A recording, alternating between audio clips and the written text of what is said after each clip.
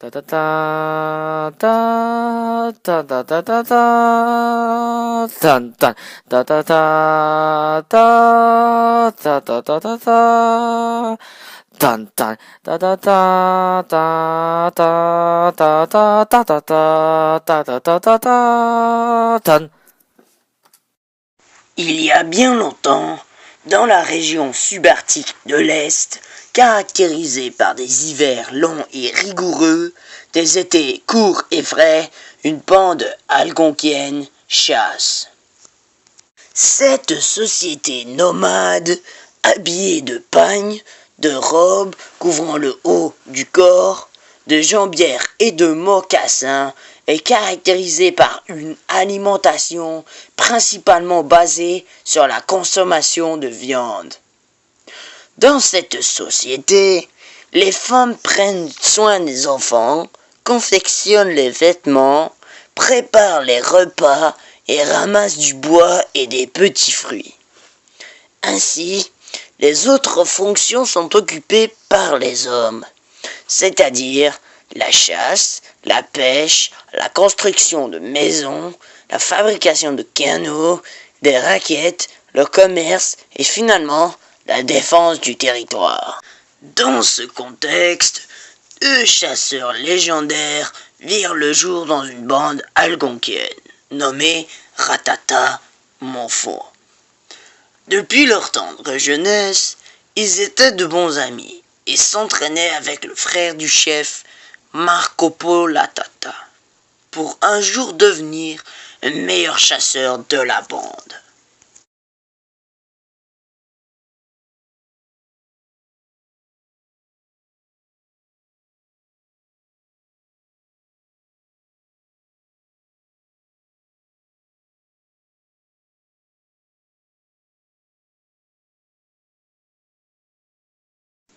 De temps à autre, certains conflits pouvaient animer les bandes voisines. Durant un de ces conflits inattendus, avant la cérémonie d'élection du nouveau chef, suite à la mort de Mora Mora, l'ancien chef, Tonyman the Great fut lâchement attaqué par l'ennemi et en eut le bras cassé.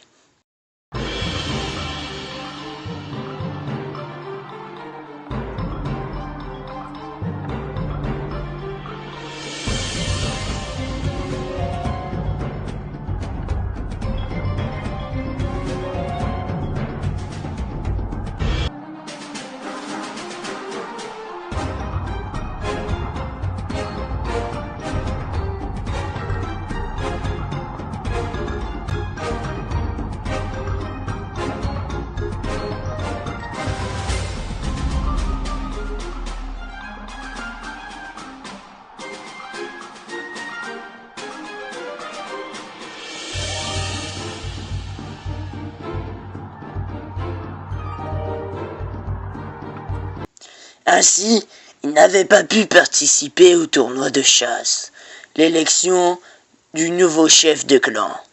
C'était donc Stalkatine qui devint chef.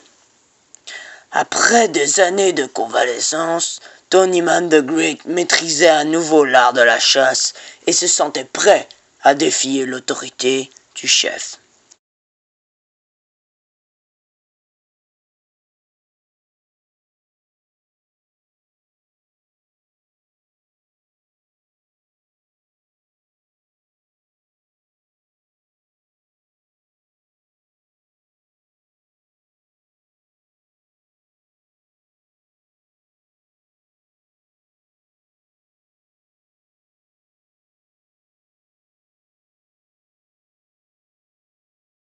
Le chef du village a l'habitude de boire une potion à base de feuilles lors de son réveil afin de rester jeune et garder la capacité de chasser. Chaque soir, il mélange les feuilles durement cueillies le jour même et de l'eau provenant de la chute sacrée fournie par le chaman dans un bol allant au feu. Il laisse alors sa potion infuser jusqu'au lendemain matin.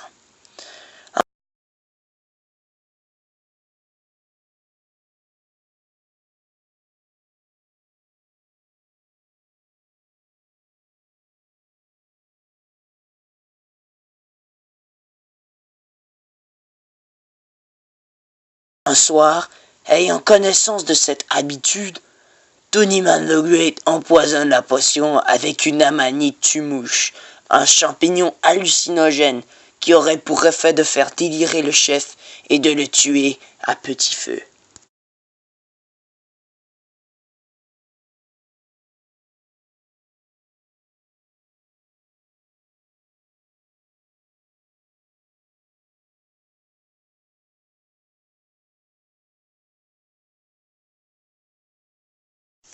En sortant de la tente du chef, l'acte ayant été accompli, Tony Man the Great aperçut Awesome Joey qui prenait une marche nocturne.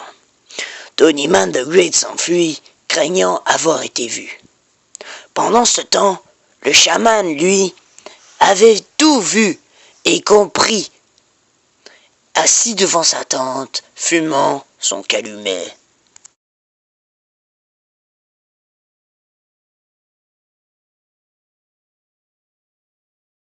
Lors d'une chasse, quelques jours après la tentative d'assassinat du chef, Tony Man the Great se trouvait derrière Awesome Joey. Étant maintenant sûr et certain de l'avoir aperçu la nuit du crime, et craignant que celui-ci le dénonce, il prit son couteau et l'enfonça brutalement dans le cœur d'Awesome Joey, causant sa mort. Par la suite, Tony Man the Great fit disparaître le corps, là où nul ne le trouverait.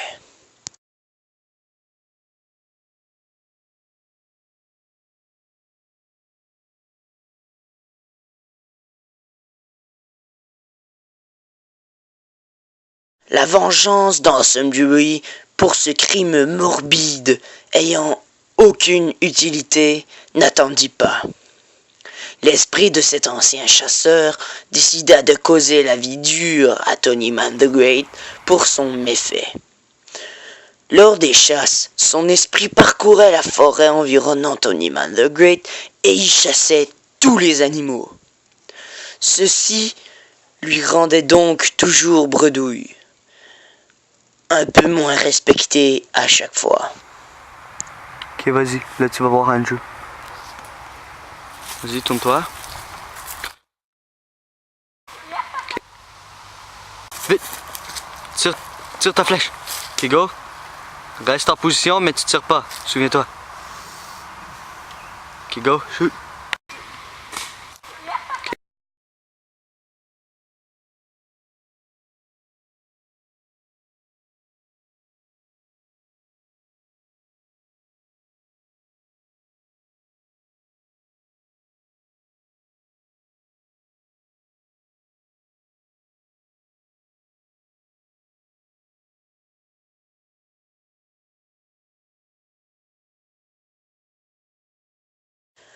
Un jour, près du camp, Tony Man the Great fut pris d'un malaise. C'est Awesome Joey qui venait de traverser son corps. Le chaman, ayant tout vu, comme d'habitude, comprend ce phénomène et en conclut que le chasseur est possédé par un esprit malveillant, l'empêchant de chasser.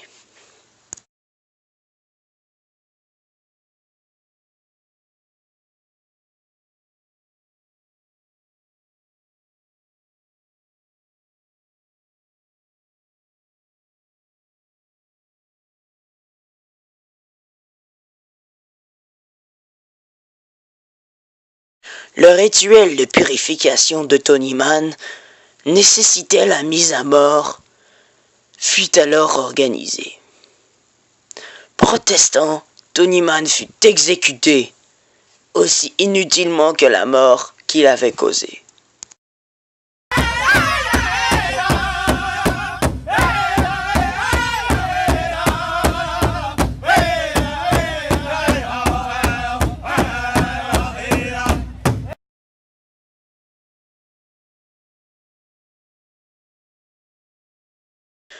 Se sentant mal de la mort de Tony Man the Great et du manque de gibier, la bande, suivant le soleil levant, se retrouva face à une rivière d'environ 1,5 km de largeur à traverser.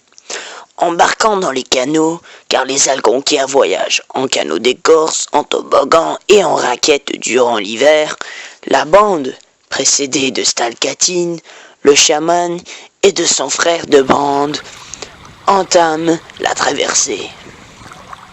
À un moment, une fine brume se forme, puis elle se transforme en épais brouillard, une purée de pois. Un cri se fait alors entendre. C'est Stalcatine qui n'atteindra jamais l'autre rive. Son kayak en écorce fut trouvé, mais jamais son corps. C'est l'esprit de Tonyman the Great qui avait accompli sa mission.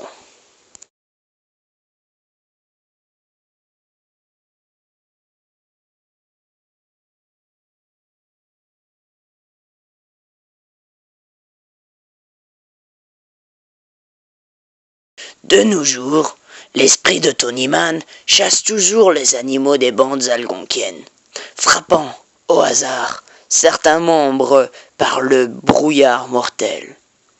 De son côté, l'esprit de Stalcatine continue à veiller sur la bande des Ratata, en leur assurant une protection contre le Tonyman Swag.